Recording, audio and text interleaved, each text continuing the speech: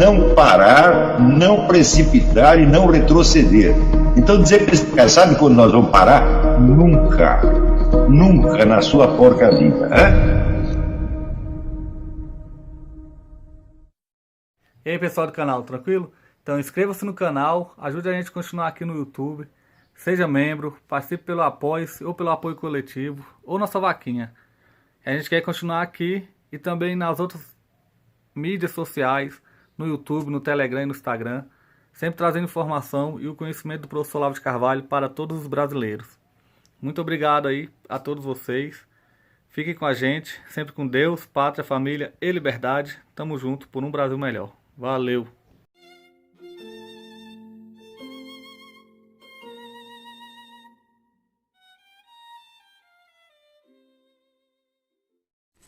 Todas as tentativas, vamos dizer, de explicar a origem da identidade humana por alguma outra coisa falham, porque todas elas caem, vamos dizer, na ilusão gnoseológica.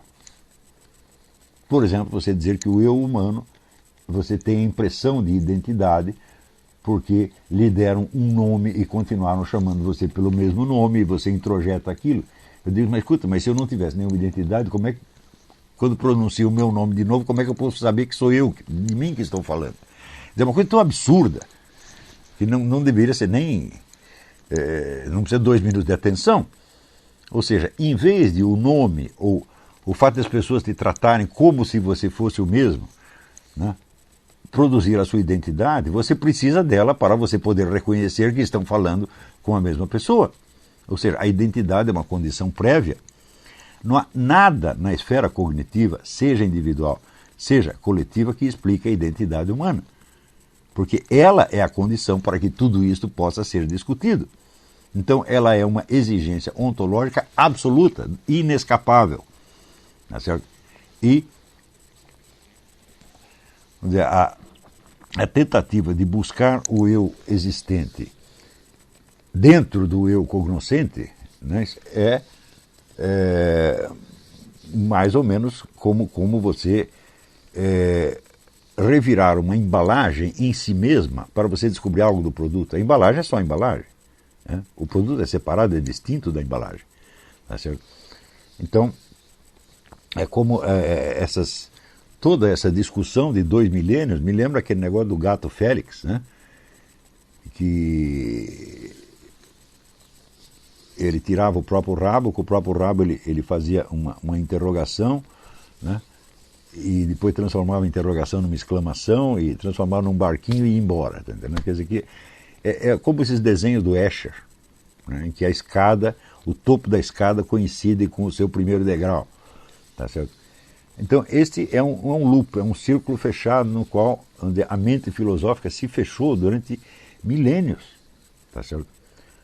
Por não admitir que, além do eu cognoscente, nós temos que ser algo mais. Algo mais que determina a nossa possibilidade de conhecimento e que não pode, por sua vez, ser abarcado por ela. Você não pode ter acesso a ela por nenhum dos meios cognitivos à disposição. Você tem que tomar por um meio existencial. Ou seja, você tem que aceitar aquilo que foi chamado, vamos dizer, o conhecimento por presença. Quer dizer, o conhecimento por presença, que, note bem, o próprio Louis Lavelle trabalhou isso tanto tempo, tá certo? Mas ele mesmo não chegou a fazer esta crítica que eu estou fazendo a todos 2.400 anos de gnoseologia. Que não quer dizer que todas essas investigações tenham sido inúteis. Ao contrário, elas vão se escalonando até um ponto, vamos dizer, em que a solução, por assim dizer, é exigida. E a solução é exatamente essa. É por isso que eu digo que todas essas respostas apreendem aspectos da verdade, mas todas são insatisfatórias. Desde logo, todas enfocam o problema desde o aspecto puramente cognitivo, sem tocar na questão própria da própria identidade e estabilidade do sujeito. Quer dizer, como é que eu posso saber se as coisas têm uma identidade e permanência se eu estou examinando apenas os meus pensamentos a respeito dela? Não faz o menor sentido. Quer dizer, se um coelho continua sendo coelho, não pode ser só porque eu o pensei como coelho. Por mais que eu fique escarafunchando o meu pensamento, eu não posso encontrar essa solução. Por outro lado, também é óbvio que se eu não tenho nenhuma identidade e permanência, eu não poderia perceber identidade e permanência no que quer que fosse. Seriam tudo ilusões transitórias que eu apenas tomaria como identidade e permanência. Tá certo?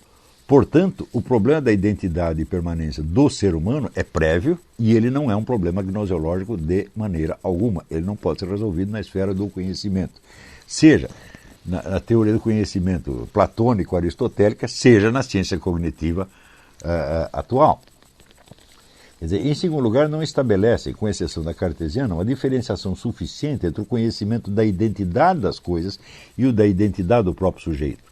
Descartes faz essa distinção e isso é mérito dele. Mesmo ainda enfocam a estabilidade desse sujeito não enquanto cognoscente, mas enquanto existente.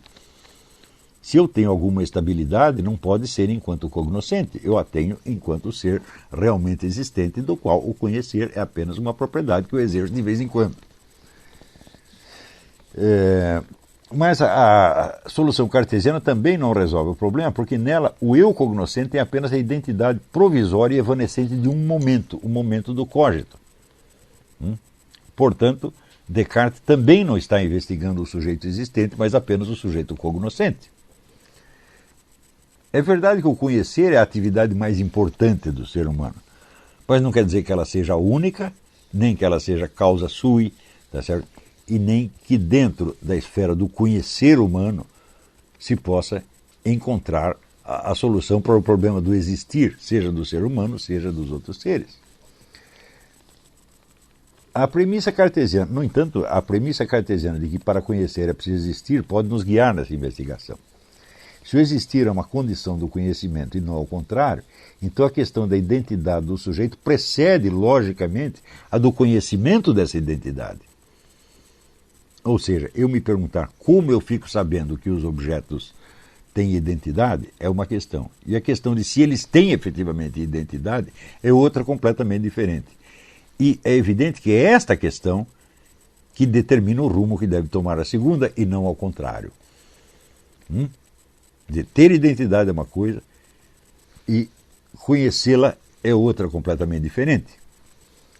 Se isolamos o cognoscente do existente, toda a investigação se fecha num labirinto sem saída. Mas se entendemos que a identidade do existente precede a do cognoscente, então temos de admitir que mesmo para constatar a fragmentariedade das nossas percepções, temos de possuir uma unidade substancial enquanto existentes. Mais ainda, para explicar como superamos ou imaginamos superar essa fragmentariedade por meio de conceitos estabilizadores e da nomeação repetida. Ou seja, se eu posso dar nomes permanentes às coisas, certo? E criar conceitos estabilizadores das espécies ou até dos indivíduos, tá certo? Para isso eu tenho que ter uma unidade substancial antes. E muito mais ainda para fundar essa superação numa suposta unidade e estabilidade do eu cognoscente enquanto tal. Ou seja, para eu supor uma unidade do eu cognoscente, eu tenho que ter uma unidade do eu existente antes. E não adianta buscar o fundamento dessa unidade no conhecimento, tem que procurar na existência. O eu cognoscente por si não tem e não pode ter unidade ou estabilidade nenhuma, de vez que o conhecer é somente uma atividade do eu existente e não um modo de existir permanente e substancial. É claro que o conhecer é, vamos dizer, a propriedade distintiva do ser humano, é o que distingue dos outros animais, né? Quer dizer, o conhecimento humano não é acessível a nenhum animal, mas o ser humano tem muitas outras propriedades que são diferentes dos animais. Por exemplo, se você pensar, vamos dizer, o número de línguas, de idiomas existentes e de fonemas que existem nessas línguas, você pode perguntar que outro animal consegue produzir uma tal variedade de sons. É uma coisa assim tão incomensurável que não precisa nem continuar pensando. Nenhum animal pode produzir tantos sons, tá certo? E se você pensar, vamos dizer, todas as músicas que o ser humano compôs, você tem ainda uma variedade de sons muito muito maior, e combinações que para nenhum animal são acessíveis. Então,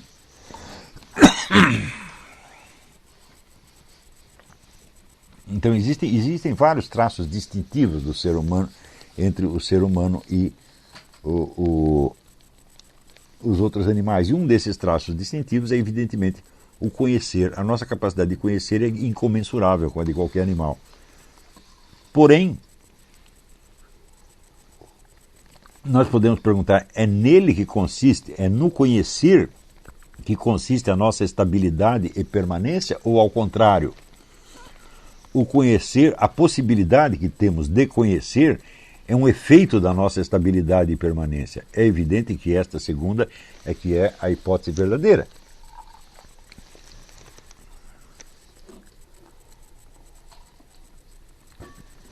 A própria dúvida que temos quanto à unidade e identidade das coisas clama pela nossa condição de seres dotados, enquanto existentes, mas não enquanto cognoscentes, de uma unidade substancial. Então, esta unidade substancial, nós podemos chegar a ela pelo método que o Kant chama do transcendental, quer dizer, algo que é uma pré-condição da experiência, mas que só se revela no curso dessa experiência. Então essa é uma das pistas para a ideia do eu substancial. Quer dizer, podemos conhecê-lo por um exame retroativo do conhecer e notar que o eu substancial sempre esteve lá o tempo todo, sem o que o conhecimento não poderia ser feito. Mas isso é uma maneira apenas racional e analítica de examinar o problema. Porém, existe por baixo disso a experiência do eu substancial. E essa experiência não pode ser acessível, vamos dizer, por nenhum meio analítico ou mental. Isso exige a participação do ser humano inteiro, quer dizer, exige que ele assuma isto. Quer dizer, que ele assuma a sua identidade ao longo de todos os momentos. E veja que aquele que diz eu neste momento é aquele mesmo que dizia eu aos 3 ou 4 anos de idade. Você querer encontrar uma prova disso no mental é a coisa mais absurda que existe. E toda essa discussão de 2 milênios é por causa disso. Quer dizer, você está procurando, vamos dizer, uma prova da existência do todo numa das suas partes. Você nunca vai encontrá-la. É a mesma coisa que eu querer procurar esta mesa nesta gaveta. Eu nunca vou encontrar, porque é a gaveta que está na mesa e não a mesa que está na gaveta. Entenderam a explicação? Isso aqui é básico para o estudo de toda a filosofia. Eu não sei se a minha explicação foi suficientemente clara, mas nós podemos voltar a ela em outras ocasiões. E eu acredito que a confusão quanto a este ponto é também a raiz de inumeráveis outras confusões, que às vezes aparentemente não tem nada a ver com este problema gnoseológico ou ontológico. Problemas de filosofia política, por exemplo. Outro dia eu estava lendo um livro do Michael Davis sobre o reino de Cristo. Então ele diz o seguinte, ele diz que, pela doutrina católica, o reino de Cristo deve imperar em todas as dimensões da vida e não numa dimensão especializada. Portanto, diz ele, um católico não pode admitir que a sua religião é apenas uma coisa da sua vida privada, e que na vida pública ele aceita as coisas de uma outra maneira. E, portanto, a noção do Estado leigo estaria completamente errada. Quer dizer, um católico não pode aceitar um Estado leigo. O Estado tem que ser cristão. Eu digo, muito bem, mas o que é um Estado cristão? É um Estado que confessa e comunga? O Estado não é uma pessoa nesse sentido, não é um agente. Então é preciso entender que a noção de Estado cristão não é um conceito, é uma metonímia. Então,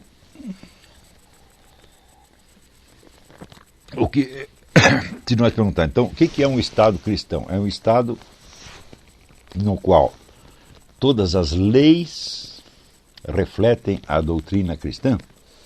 Eu digo, mas espera aí, Mas as leis são só um aspecto do Estado.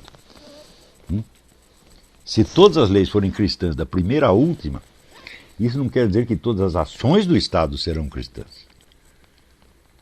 É absolutamente impossível que a doutrina cristã inspire cada ação de cada funcionário público o tempo todo.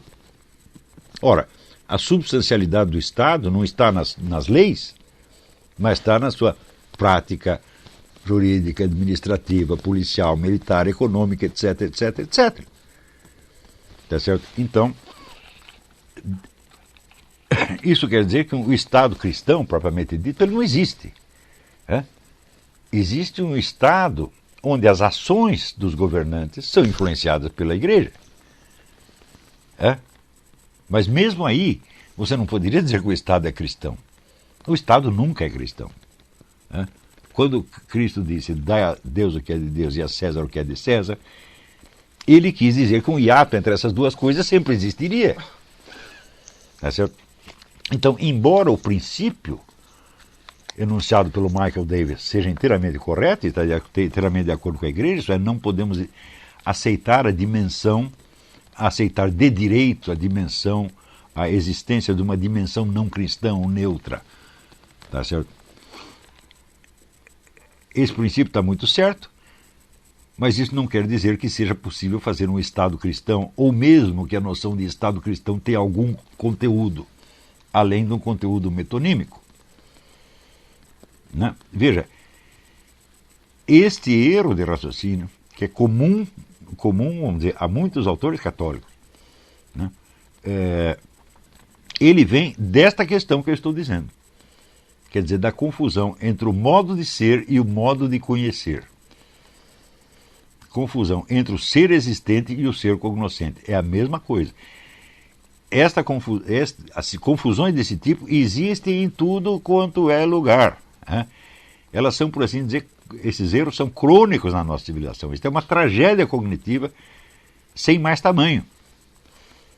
Não é isso? E eu acredito que foi só no século XX, com o Louis Lavelle, que nós começamos a arranhar esta questão. Quer dizer, eu acho que com a explicação que eu dei aqui, eu disse uma coisa que o Louis Lavelle não tinha dito, que ele mesmo não tinha percebido. Mas quem abriu a possibilidade disso foi o Louis Lavelle. E, no entanto, na filosofia islâmica, a noção do conhecimento por presença existia desde o século XI. Só que só chegou o conhecimento do Ocidente no século XX. Tá certo? Então, e é curioso que a noção, por exemplo, desses exercícios ou práticas